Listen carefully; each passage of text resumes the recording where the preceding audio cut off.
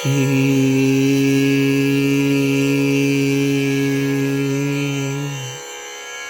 कृष्णाय वासुदेवाय देवकी नंदनाय च नंद गोप कुमाराय श्री गोविंदाय नमो नमः। भक्ति भक्त भगवंत गुरु चतुर नाम वपु एक, तिनके पग वंदन किए, नासहि विघ्न अनेक। मेरी भव बाधा हरो श्री राधा नागर दोय, जातन की झाई परे, श्याम हरित द्युति होय।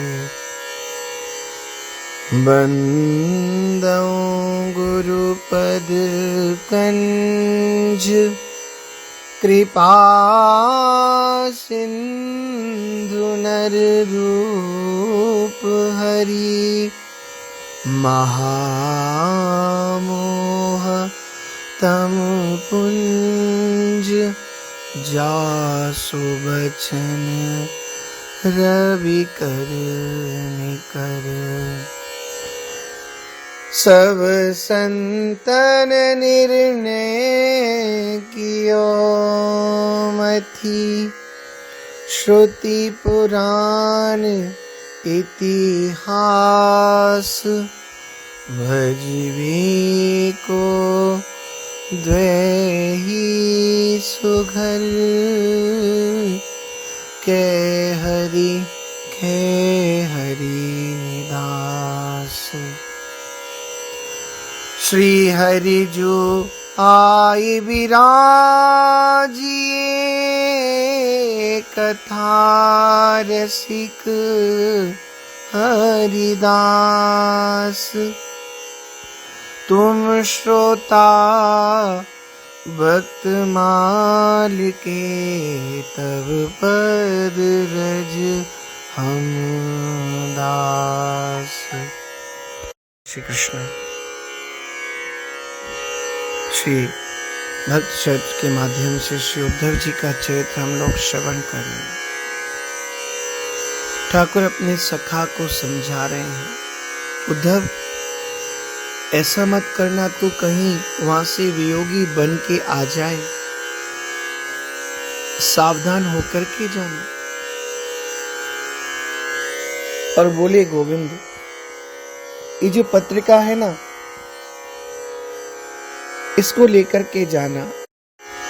देत कर पाती सांस भाती, लो चलन लागी, छाती पे लगाए मानो था थी अर्पत है। अर्पत है श्याम असुवान की, अतुल राशि खासी रही जात हठी, चित्त सो डरपत है। परखत है फिर दो बसीठी, कहे गो कहा भूरी कहवे को, तरसी बरसत है करशत है उमंग में, उपंग सुत के दुकूल, फूल यदुनंदन संग स्यंदन के सरसत है।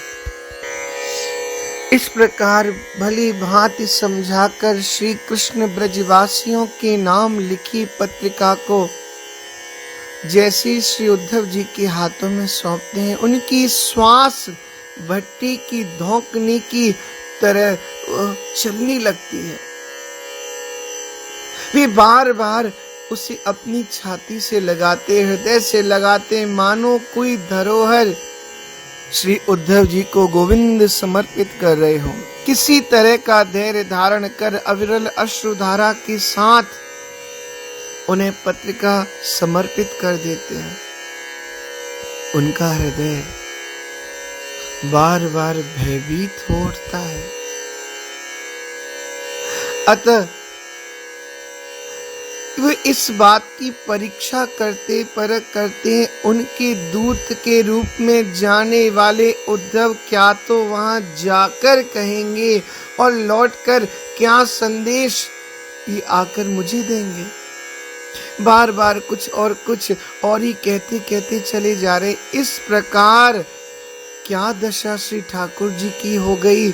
उद्विग्न चित्त के साथ उमंग में भरकर यदुनंदन श्री कृष्ण उद्धव के उत्तरीय को खींचते हुए उनके रथ के साथ साथ चलते चले जा रहे हैं। और उद्धव के लिए गोविंद ने आज अपना वो रथ मंगाया था जिस पर बैठ करके ब्रज से आए थे, और उद्धव का आज अपने हाथों से गोविंद ने श्रृंगार किया। वह श्रृंगार भी अपना ही सब था। अपना जैसा सजा करके अपने रथ को मंगा करके उद्धव को भेज रहे हैं। अपनो ही रथ तुरत मंगायो, दियो तुरत फलाई, अपने अंग आभूषण अपने आपुन ही पहिराए। अपने हाथों से गोविंद उन आभूषणों को पहना रहे हैं। अपनो मुकुट पीतांबर अपनो, देत सबे सुख पाए, सूर श्याम तदरूप उपंग सुत, भृगुपद एक बचाए। श्री ठाकुर जी ने अपना मुकुट पीतांबर, अपना सब श्रृंगार उन्हें पहना दिया। केवल और केवल एक भृगुपद उद्धव जी के वक्षस्थल पर नहीं था, बल्कि पूरा श्रृंगार श्री ठाकुर जी का विराजमान था। और श्री ठाकुर जी से विदा लेके जैसे ही आगे बढ़े तो कुब्जा जी आ गए। आप लोग स्मरण रखें, ये कुब्जा कंस की दासी थी। कंस के लिए तिलक आदि की व्यवस्था करती थी। कई स्थान से टेढ़ी थी। गोविंद ने इनकी ऊपर कृपा करके, अनुग्रह करके इनको एक तो सीधा कर दिया और सुंदर स्वरूप प्रदान कर दिया। आज कुब्जा ने जब सुना कि उद्धव जी ब्रज में जा रहे हैं तो कुब्जा सामने से आ गई और श्री उद्धव जी से कहा, उद्धव जी मैंने सुना है कि आप ब्रज जा रहे हैं। उद्धव जी ने कहा, हाँ जी, आज ब्रजराज की ऐसी ही आज्ञा है कि मैं ब्रज में जाऊं और ब्रजवासियों को गोविंद का संदेश सुनाऊं, उनका संदेश लेकर के मैं यहाँ आऊं। कुब्जा बोली, तो एक संदेश आप मेरा भी लेते जाओ, उन ब्रज गोपियों से कह देना। उद्धव ने कहा, कहिए क्या बात है। मोह पर काहे झुकत ब्रज नारी। सूरदास जी, कुब्जा का संदेश सुना रहे हैं। मोह पर काहे झुकत ब्रज नारी, साझे भाग नाही काहू को, हरि की कृपा जो न्यारी। फलन माझ जो करई तुमरो, लेबन खीरे डारी। जब वह हाथ परी जंत्री के, बाजत राग दुलारी। तन ढीलो मीरो सब जग जाने, परसत भई अधिकारी। सूरदास स्वामी नटनागर, अपने हाथ संभारी। किस लिए वह ब्रज गोपियां मुझसे ईर्ष्या करती हैं? वो सब जानती हैं मेरी क्या स्थिति थी शरीर की। गोविंद ने कृपा करके मुझे संभाल लिया, मेरे अंगों को उन्होंने सीधा कर दिया। मैं कुरूप थी तो मुझे सुंदर स्वरूप प्रदान कर दिया। और उद्धव जी, ऊधो ब्रज ही जाओ पालागो, यह पाती राधा कर दीजो। यह मैं तुम सो मांगो, गारी दे प्रात उठ मोको, सुनत रहत यह बानी। राजा भय जाय नंद नंदन, मिली कुबरी रानी। मुँह पर रिस आवत काहे को, बरज श्याम नहीं राख्यो। लरकाई में बांधत जसुमती, कहा जु माखन चाख्यो। रजुले सबे हजूर होत तुम, सहित सुता वृषभान। सूर श्याम बहुर्यो ब्रज जय है, ऐसे भय अयान। किस लिए ब्रज गोपियां मुझे गाली देती है? उद्धव, मेरी प्रार्थना उनसे कहना, ओधो यह राधा सो कहियो। जैसी कृपा श्याम मोहि कीनी, जैसी कृपा श्याम मोहि कीनी।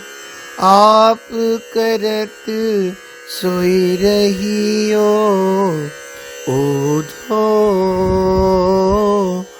यह राधा सो कहियो। मुँह पर रिस पावत बिन काजे, मैं हूँ तुम्हारी दासी।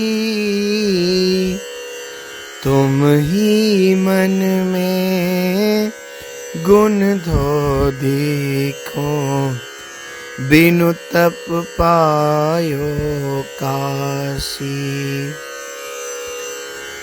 कहाँ श्याम की तुम अर्धांगिनी, मैं तुम सरसी नाही।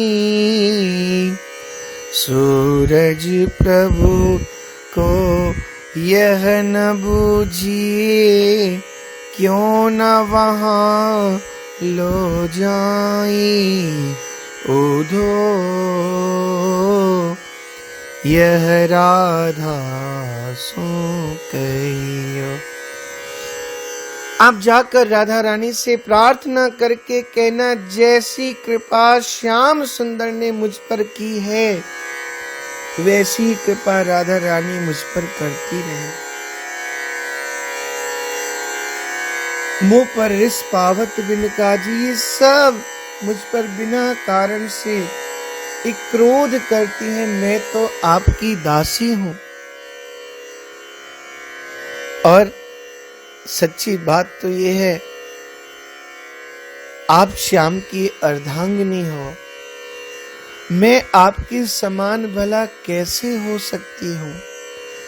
फिर भी मैं आपसे हाथ जोड़ करके निवेदन करती हूँ, प्रार्थना करती हूँ, ऐसा कोई भी भाव आप अपने मन में मेरे लिए न बनाएं, बस एक दासी की तरह आप मुझे स्वीकार करें। उद्धव ने कहा, आप चिंता न करें, मैं आपका संदेश कह दूंगा। और श्री उद्धव जी चल दिए। आज उद्धव अपने मन में बड़े प्रसन्न चित्त हैं, क्योंकि आज गोविंद ने उद्धव के ज्ञान को विशेष माना है।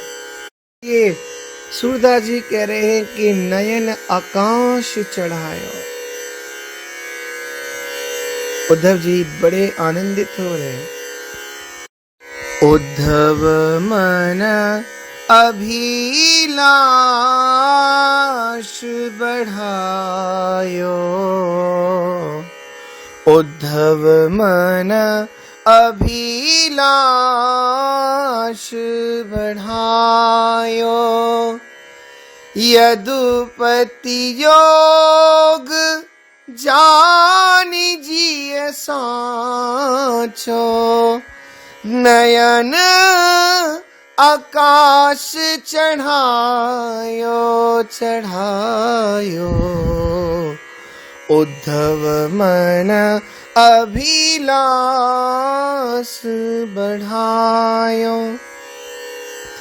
नारिन में मोह को पठियो हरि, कहेउ सिखावन जोग, बार बार मन करत प्रशंसा, बार बार मन करत प्रशंसा, हे मिथ्या सुख भोग,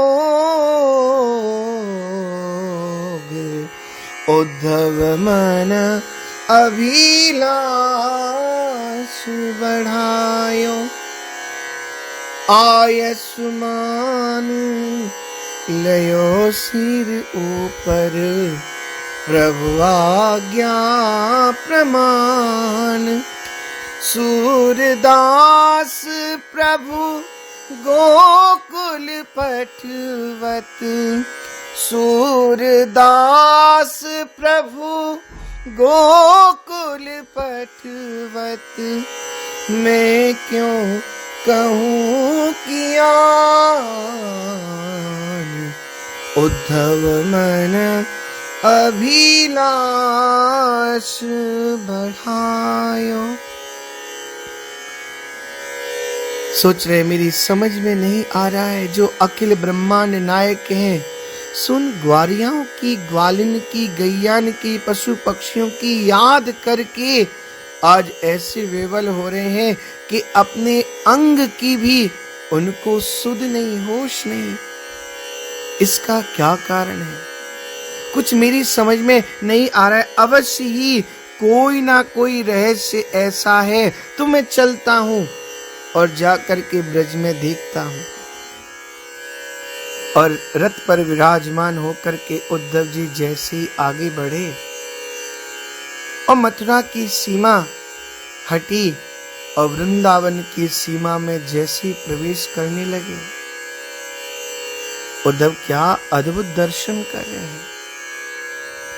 चले मथुरा से जब कुछ दूर, वृंदावन निकट आया, वहीं से प्रेम ने अपना अनोखा रंग दिखलाया।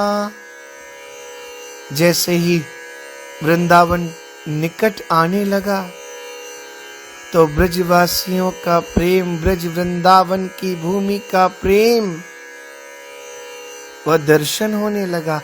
देखिए, सर्वसाधारण में तो मथुरा मंडल को ही एक ब्रज की उसमें माना जाता है, पर आज भी ऐसे रसिक संत हैं जो कि श्री मथुरा जी में भी प्रवेश नहीं करते हैं, क्योंकि गोविंद ब्रजवासियों को छोड़ करके मथुरा में प्रवेश कर गए। इसलिए बहुत से संत ऐसे हैं जो केवल ब्रज मंडल में रहते हैं और कितने संत ऐसे हैं जो वृंदावन की भूमि का भी परित्याग नहीं करते। वृंदावन की भूमि की बात छोड़िए, परिक्रमा मार्ग के बाहर भी अपना पांव नहीं रखते। श्री हरिदास जी के प्रसंग में आप लोग श्रवण करेंगे, हरिदास जी कहते हैं, रे मन वृंदा विपिन निहार, विपिन राज सीमा के बाहर, हरिहु को न निहार, यद्यपि मिले कोट चिंतामणि तदपि न हाथ पसार। कहने का तात्पर्य है कि बहुत से संत ऐसे हैं। तो यहाँ पर जो एक भाव वर्णन किया गया वो इसलिए कि बहुत से संत मथुरा को थोड़ा सा भिन्न मानते हैं।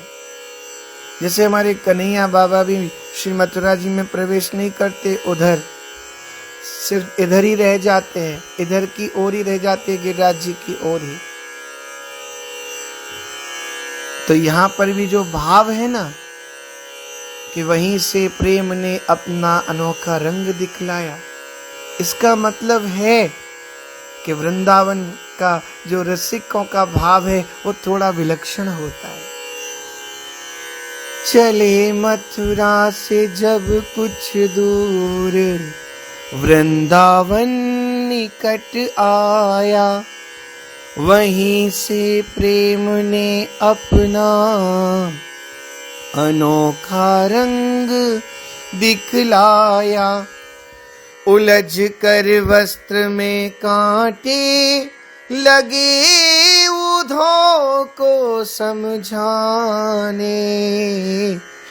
तुम्हारा ज्ञान पर्दा फाड़ दे, हम प्रेम दीवाने, तुम्हारा ज्ञान पर्दा फाड़ दे, हम प्रेम दीवाने। उद्धव देख रहे हैं, वस्त्र फट गए कांटे के द्वारा, मानो कह रहे हैं लौट जाओ उद्धव, लौट जाओ। ऐसा ना हो जैसे वस्त्र फटे ऐसे तुम्हारा ज्ञान का ये पर्दा हट जाए, फट जाए। उद्धव ने दर्शन किया, बिटप झुक झुक के कहते थे, इधर आओ, इधर आओ। पपीहा बोल रहा है, पपीहा कह रहा था, पी कहाँ ये भी तो बतलाओ। पी पी शब्द का उच्चारण करता हुआ पपीहा मानो उद्धव जी को ऐसा लग रहा है, पूछ रहा है ये कहाँ है, हमारे प्रियतम श्याम सुंदर कहाँ है। नदी यमुना की धारा शब्द, यमुना जो कल कल निनाद करके बह रही है, उद्धव को क्या अनुभव हो रहा है। नदी यमुना की धारा शब्द हरि हरि का सुनाती थी, वहाँ की कुंजलताओं से मधुर आवाज आती थी, वहाँ की कुंजलताओं से एक ही मधुर आवाज है प्रेम जगत में सार, और कुछ सार नहीं। उद्धव जी स्तब्ध रह गए। आगे का भाव हम लोग अगले भाग में श्रवण करें। जय श्री कृष्ण।